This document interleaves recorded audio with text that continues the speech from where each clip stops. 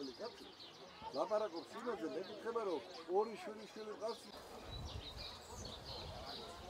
რეალური შანსი არის ეს კაცი, რომელიც მოვიდა თავისი ჭუით, თავისი წარსულით. გამოგვეცა ის ნათქვამი, რაც მან ქუთაისში ერთხელ კიდევ გაიმეორა, რომ ის არ აპირებს თქვენ ღალატს და ჩვენ ღალატს.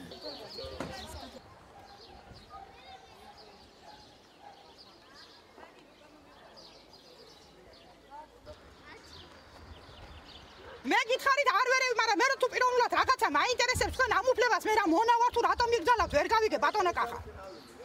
აბა რატომ მე არ მაქვს უფლება რომ ვინ ჩამოვიდა ჩემს სოფელში რომ მივიდე იქ?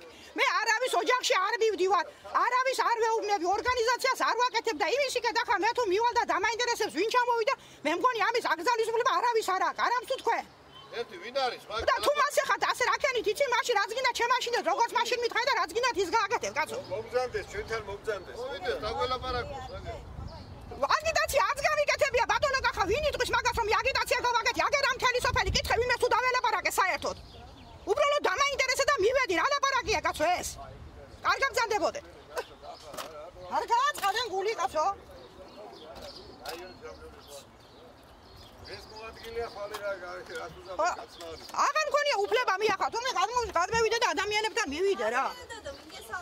ახავი ასკურავა მესაურო და რატომ მიდით იქო? ადამიანი ამათ არ აინტერესებს. ეპილეფსია ხდა ჩვენ ყველა ჩვენი ოჯახი და დაჟე ჩემი სოფელიც გაბრიელის გამოჯანმრთელებაზე არის კი ბატონო, აი ეს ყველა პრობლემა ვისთან მივიდოდა ახლა? ვისთან და სოციალური სანდრასთან ხო?